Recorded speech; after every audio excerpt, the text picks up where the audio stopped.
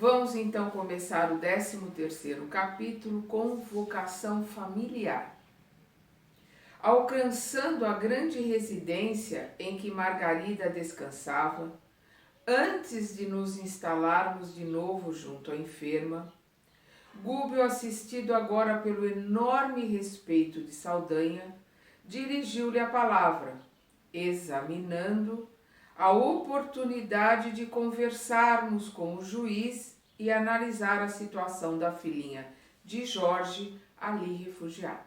Vamos lembrar que no capítulo anterior, o Gúbio ajudou o Jorge, né? Ajudou as duas que estavam ali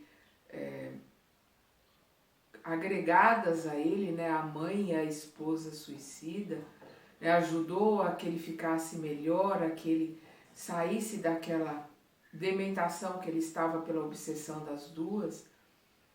E o Saldanha está ali muito agradecido pela ajuda que o filho recebeu. E antes deles irem lá para o quarto da Margarida, é o que o Gúbio está colocando aqui, que está querendo ir até o juiz para ver se consegue ajudar ainda mais. O magistrado, né, o juiz, residia com os parentes na sala central do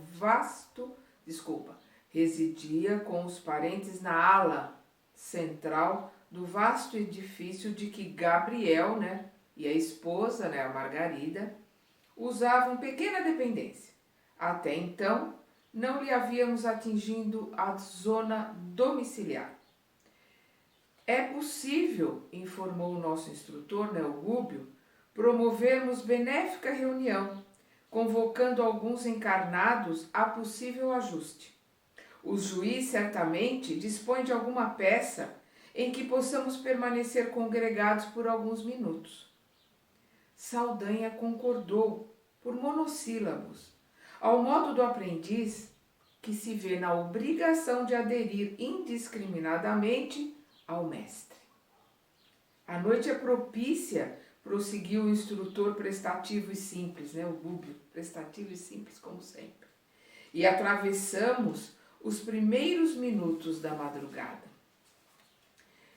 Entramos respeitosos, mas confesso, aqui o André Luiz, né, colocando as impressões dele, mas confesso que o sono do magistrado não poderia ser tão calmo quanto desejaria, em virtude do grande número de entidades sofredoras que lhe batiam às portas internas. Algumas rogavam socorro em altos brados, a maioria reclamava justiça. Então, o André coloca que ele não poderia ter um sono calmo, o quarto dele estava lotado, né, de pessoas clamando por justiça. Dispunhamos-nos a visitar os aposentos particulares do dono da casa, quando um rapaz encarnado nos surge à frente, cauteloso, deslocando-se a caminho do pavimento inferior. Saldanha tocou de leve o braço de Gúbio e notificou: é Alencar, irmão de Margarida e perseguidor de minha neta.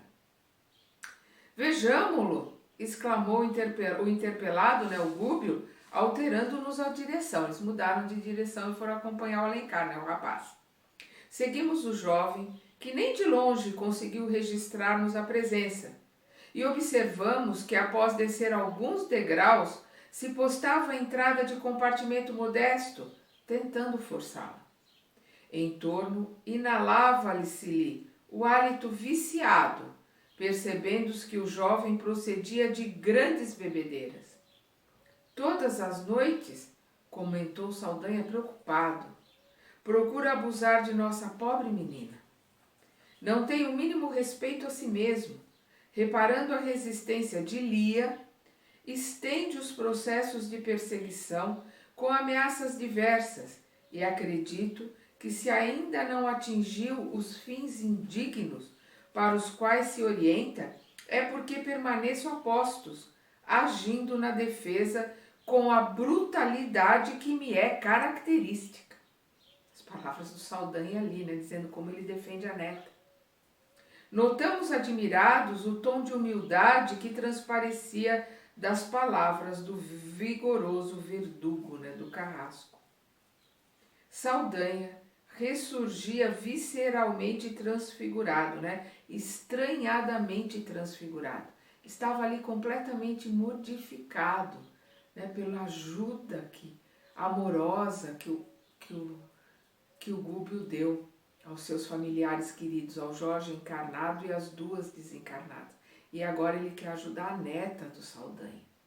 Olha como, através do amor, o Gúbio está transformando tudo à sua volta. Por isso que esse livro é tão lindo e tão libertador.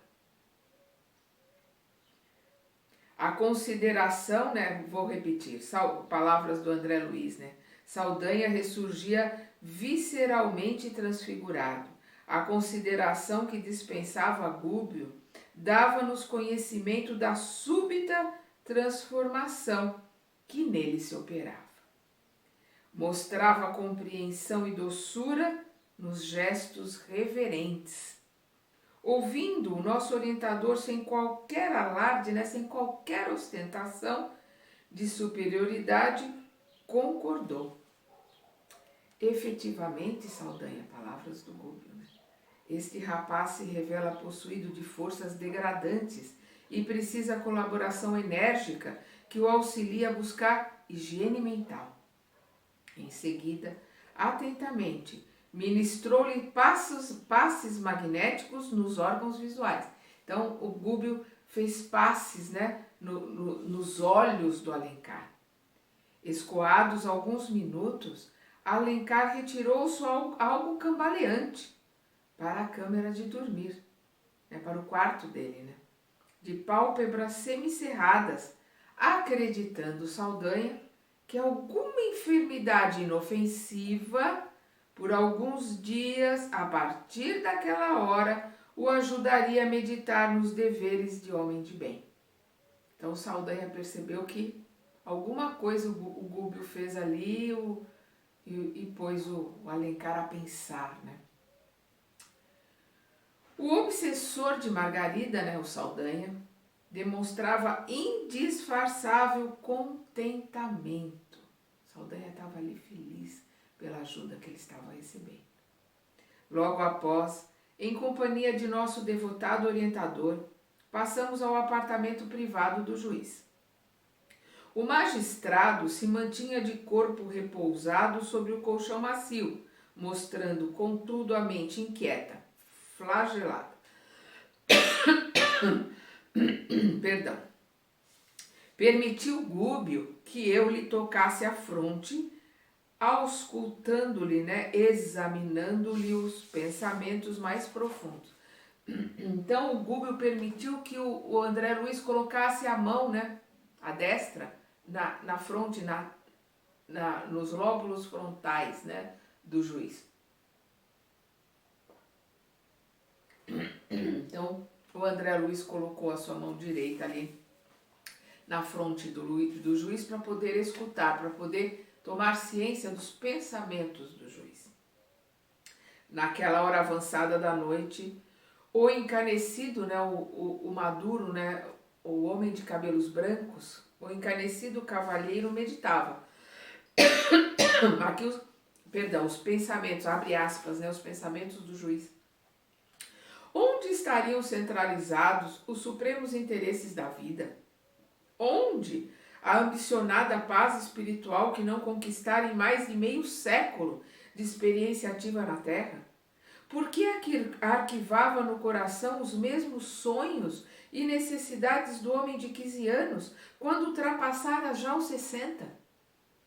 Crescera, estudara, casara-se. Todas as lutas, no fundo, não lhe haviam modificado a personalidade. Conquistara os títulos que assinalam no mundo os sacerdotes do direito e por centenas de vezes envergara, né, vestira a toga para julgar processos difíceis, proferira sentenças inúmeras e tivera nas mãos, sobre o próprio desígnio, a destinação de muitos lares e de coletividades inteiras. Recebera homenagens de pobres e ricos, grandes e pequenos, no transcurso da viagem pelo agitado mar da experiência terrestre, em face da posição que desfrutava no enfeitado barco do tribunal. Responder a milhares de consultas em casos de harmonia social, mas na vida íntima, singular deserto lhe povoava a alma toda. Sentia sede de fraternidade com os homens. Todavia, a posse do ouro e a eminência na atividade pública impunha-lhe grandes obstáculos para ler a verdade na máscara dos semelhantes. Experimentava intraduzível fome de Deus. No entanto, os dogmas das religiões sectárias e as discórdias entre elas afastavam-lhe o espírito de qualquer acordo com a fé atuante no mundo. Por outro lado, a ciência comum, negativista e impenitente, ressecara-lhe o coração. Toda a existência se resumiria a simples fenômenos mecânicos dentro da natureza? Adotada essa hipótese, toda a vida humana seria tão importante como a bolha d'água a desfazer-se ao vento. Sentia-se dilacerado, oprimido, exausto. Ele, que esclarecera a muitos quanto às mais elevadas normas de conduta pessoal, como elucidaria agora a si mesmo? Defrontado pelos primeiros sintomas da velhice do corpo de carne, reagia magoado contra a extinção gradual das energias orgânicas. Porque as rugas do rosto, o alvejar, o branquear dos cabelos, o enfraquecimento da visão e o empobrecimento do celeiro vital, se a mocidade lhe vibrava na mente ansiosa por renovação? Seria a morte simplesmente a noite sem alvorada?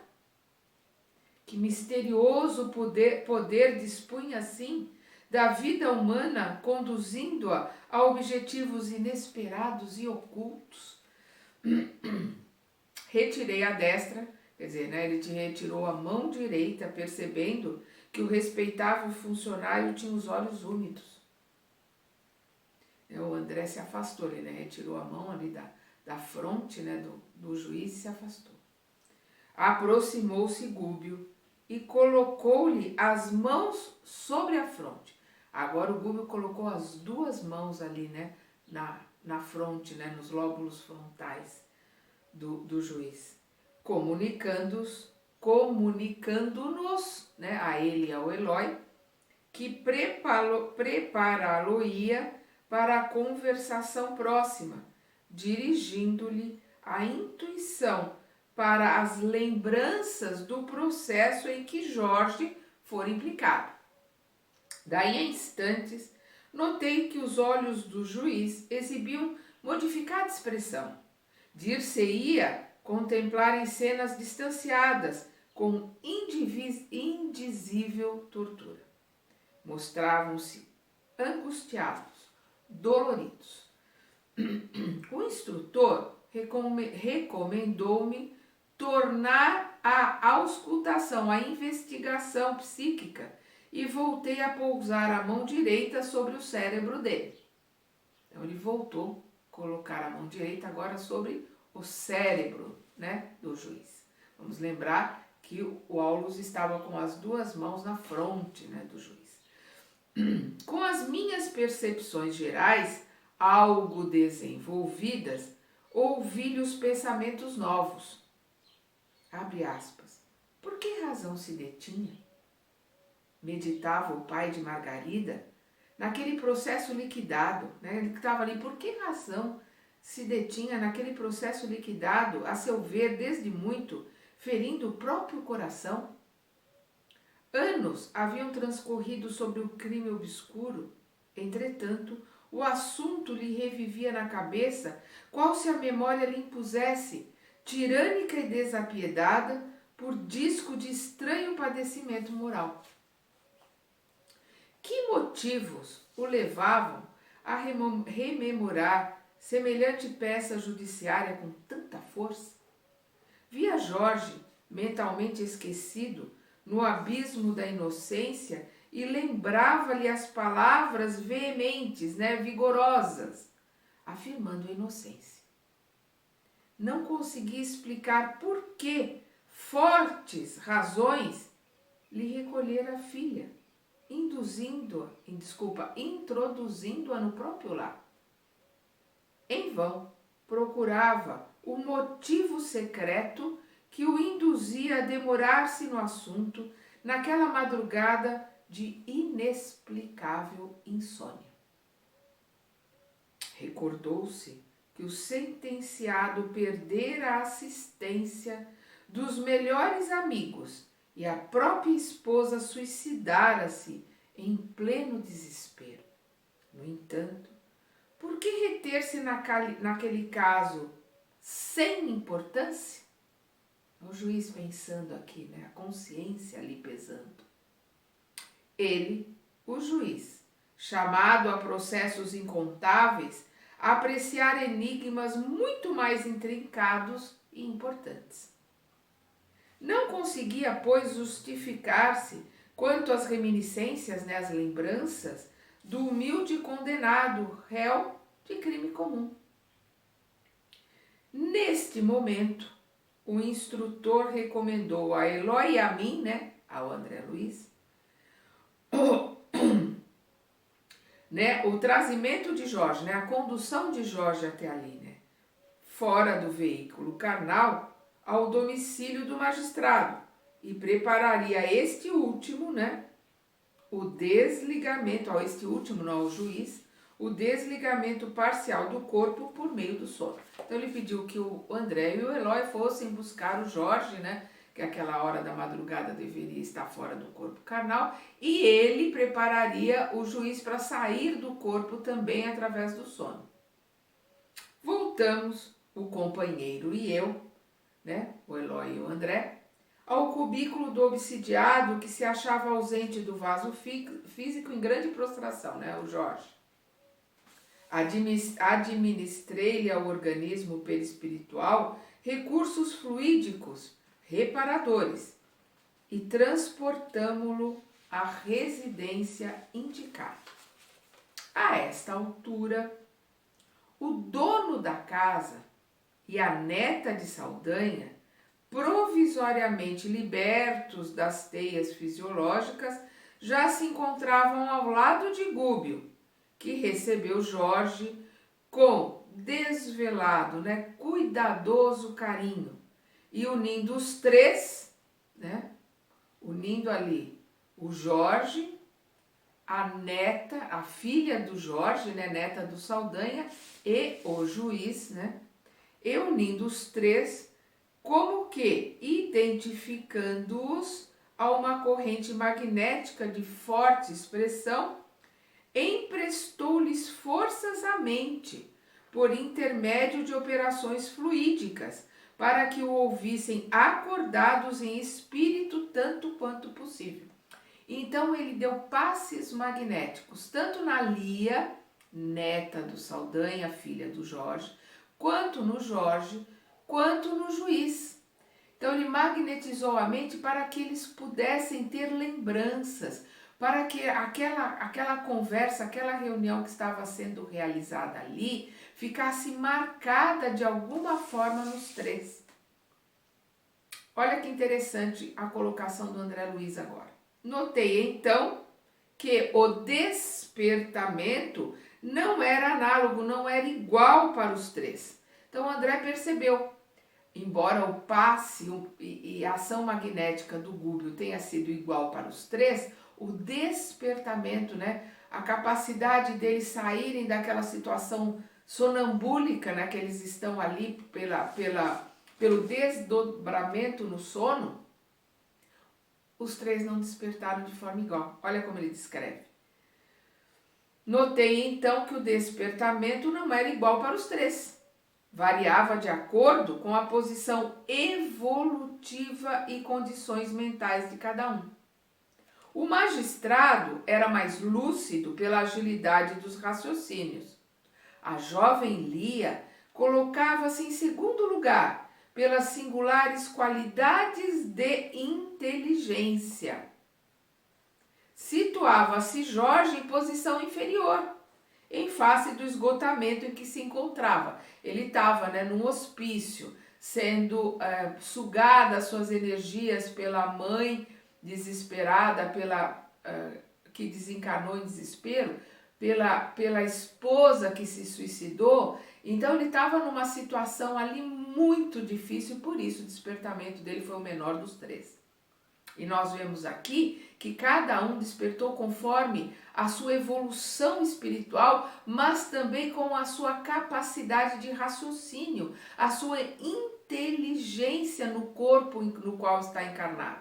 Então o magistrado, por utilizar mais a sua capacidade, pelo estudo, pela capacidade de raciocínio, pela capacidade que tem de sinapses pela inteligência, a lucidez dele foi maior. A dela pela sua capacidade de inteligência também. É um espírito ali num corpo onde ela possuía toda a capacidade da inteligência. E vimos o Jorge, por estar debilitado, não conseguiu ter um despertamento melhor. Vendo-se à frente do antigo réu, o juiz, vendo-se à frente do antigo réu, o Jorge, e da filha do réu, que identificou de pronto, o categorizado expoente da justiça, o juiz, perguntou a esmo, absorvido de insofreável, incontido espanto: onde estamos? Onde estamos? O juiz ali vendo o antigo réu, a filha do réu ali, onde eu estou? O que está acontecendo? Nenhum de nós se atreveu à resposta. Gúbio, no entanto, orava em silêncio. Olha aqui a posição do Gúbio, para poder realizar o auxílio que ele queria fazer ali. Orava, buscava ajuda nos planos superiores. Orava em silêncio. E quando formosa luz se lhe irradiou do tórax e do cérebro, a ajuda que ele foi buscar nos planos superiores se manifestou ali através dessa luz, que irradiou, do cardíaco, aqui do tórax, o cardíaco aqui no imo, nessa região. Então, a luz que se irradiou ali e pelo coronário, que é o que nos liga às hostes superiores. Então, do cérebro, do cérebro dele e do tórax começou a irradiar luz pelo auxílio que ele foi buscar nos planos superiores através da oração.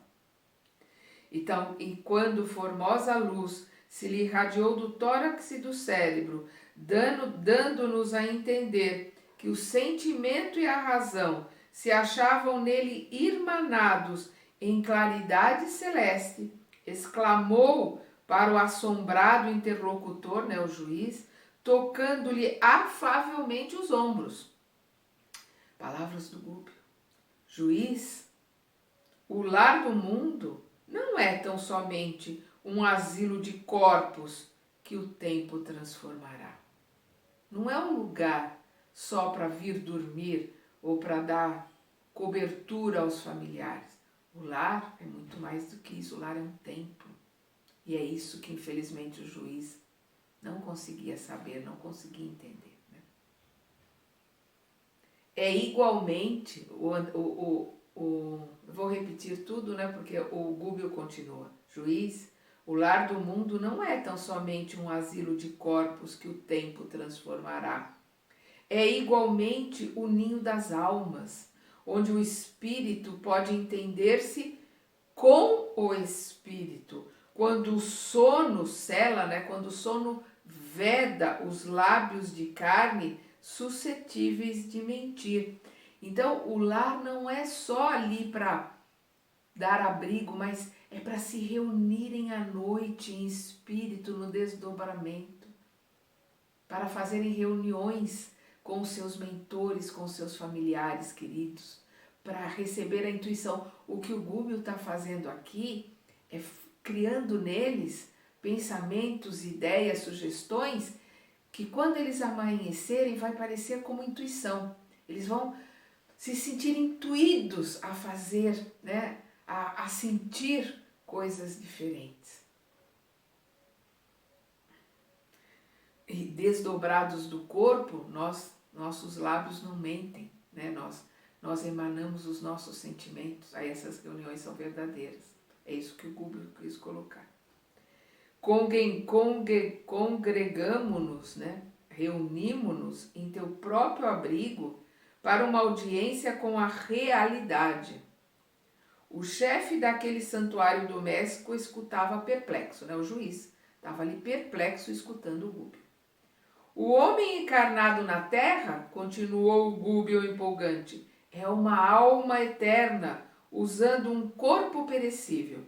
Alma que procede de milenários caminhos para a integração com a verdade divina, à maneira do seixo, né, do pedregulho que desce, rolando nos séculos do alto do monte, para o seio recôndito, né, profundo do mar. Olha que coisa linda que o Gubbio está colocando aqui. A alma como pedregulho, como seixo que vem rolando lá do alto, a alma também vem rolando através dos milênios, né? Para se encontrar, para aprender, para se burilar, né? Porque o seixo começa todo pontudo lá em cima, quando ele está lá no mar, depois de um tempo ele está redondinho, de tanto se burilar. Eu vou repetir, porque é muito lindo o que o Gubbio coloca. O homem encarnado na terra é uma alma eterna, usando um corpo perecível. Alma que procede de milenários caminhos para a integração com a verdade divina, à maneira do pedregulho que desce rolando nos séculos do alto do monte para o seio profundo do mar. Somos todos atores do drama sublime da evolução universal. Eu vou repetir. Somos todos atores do drama sublime da evolução universal por intermédio do amor e da dor. Indébita, quer dizer, indevida é a nossa interferência nos destinos uns dos outros, quando nossos pés trilham retos caminhos. Então, indevida é a nossa interferência nos destinos uns dos outros, quando nossos pés trilham retos caminhos. Todavia, se nos desviamos da rota adequada, é razoável o apelo do amor para que a dor diminua. Porque quando desviamos do caminho, a dor vem. Então é o que ele coloca. Todavia, se nos desviamos da rota adequada, aí vem a dor, é razoável o apelo do amor para que a dor diminua. O magistrado ligou os conceitos ouvidos à presença de Jorge na sala e inquiriu aflito, né? Perguntou aflito. Apelam porventura em favor deste condenado? Sim, respondeu nosso instrutor sem hesitar. Não acreditas que esta vítima aparente de inconfessável erro judiciário já tem esgotado o cálice do martírio oculto? Olha o que o Gubbio coloca aqui. Acreditas que essa vítima aparente de inconfessável erro judiciário já não tem esgotado o cálice do martírio oculto? Por que vítima aparente? Porque embora a injustiça exista no mundo, o mal campeie no mundo, é o mal que domina, infelizmente, o mundo de provas e expiações, a injustiça está por toda parte, não existe vítima. É isso que nós precisamos entender. Não há vítimas neste mundo. Por isso que ele coloca, acreditas que esta vítima aparente, porque não existe vítima no nosso planeta. Injustiça há, mas não há vítima. Então é o que ele coloca aqui. Não acreditas que esta vítima aparente de inconfessável erro judiciário já tem esgotado o cálice do martírio oculto?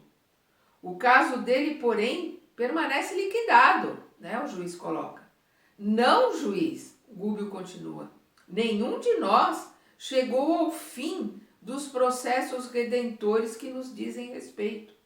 Não seria Jorge acusado penitente, o único sentenciado indigno de uma pausa nas dores da remissão, né, da quitação. Eu vou repetir. Não seria Jorge acusado penitente, o único sentenciado indigno de uma pausa nas dores da quitação. Então ele não é o único sentenciado, né? Não é o único penitente ali e não é o único que foi que tem as dores e não é o único que será ajudado com esta quitação. Existem, né, todos os outros que estão envolvidos, inclusive o juiz. O interlocutor, né, o juiz, arregalou os olhos, mostrando certo orgulho ferido, porque o Gúbio está dizendo ali que o Jorge é inocente, que o juiz errou, então ele estava ali com orgulho ferido e retorquiu quase sarcástico. Mas eu fui o juiz da causa, consultei os códigos necessários antes de emitir a sentença. O crime foi averiguado, os laudos testemunhais condenaram o réu. Não posso, em sã consciência, aceitar intromissões, mesmo tardias, sem argumentação ponderosa, né, comprovadora, né, com ponderação e cabível. O juiz argumentou ali como juiz, né? Dentro dos argumentos das palavras de juiz. Gúbio contemplou, compadecidamente e considerou. Compreendo-te a negativa. Os fluidos da carne tecem um véu pesado demais para ser facilmente rompido pelos que se não afeiçoam ainda diariamente ao contato da espiritualidade superior. O que ele está dizendo aqui?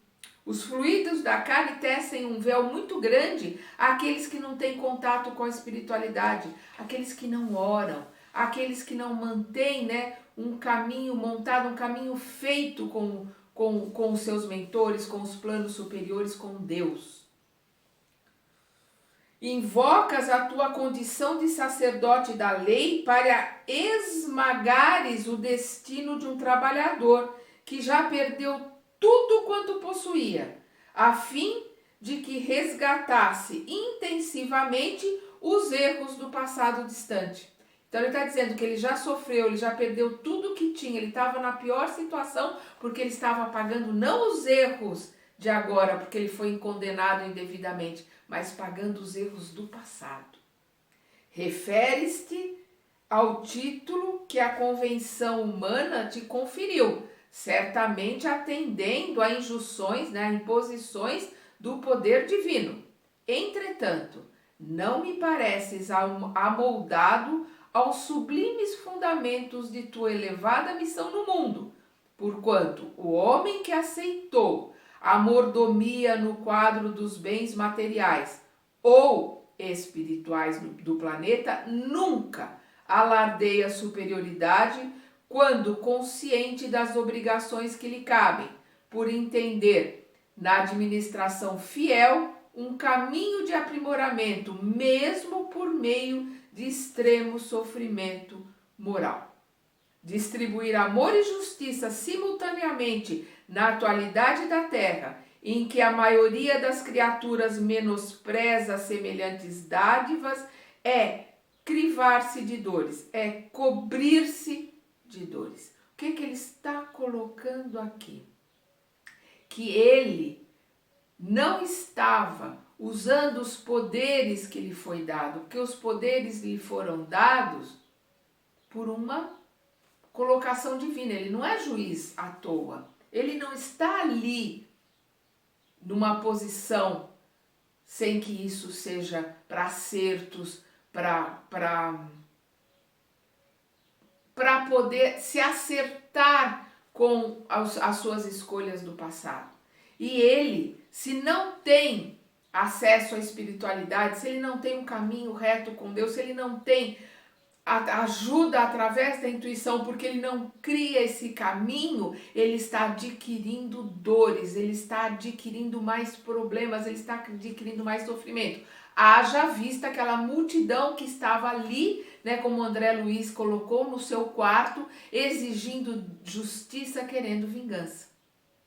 É muito complicada a posição de encarnados na Terra, de juízes, de médicos, né? De pessoas que lidam com a vida dos outros, porque isso traz para com eles acertos muito fortes, né? Dívidas muito grandes e muito fortes do passado, que exige uma modificação interior, uma reforma íntima muito grande para que consiga se corrigir os erros do passado e não se adquirir mais erros na encarnação presente. Por isso é muito difícil a encarnação de médicos, juízes em todas as instâncias, né? De pessoas detentoras de poderes políticos, governadores, donos de empresas, dirigentes de empresas grandes. São posições, são encarnações muito difíceis, que exigem muito daqueles que estão exercendo essas encarnações. Por isso, tenhamos ou não simpatia com estes homens, tenhamos ou não simpatia com as suas posições de mando ou de governo, oremos por eles, oremos muito, porque são encarnações difíceis, que exigem muito, e se esses encarnados conseguirem se elevar, conseguirem se melhorar nessas encarnações que exigem tanto, que são tão difíceis, eles saem daqui aureolados, nimbados de luz, porque são as encarnações mais difíceis nesse planeta. Por isso, oremos por esses irmãos. Não é fácil esta posição. Vamos continuar então estudando aqui com André Luiz na segunda parte deste capítulo.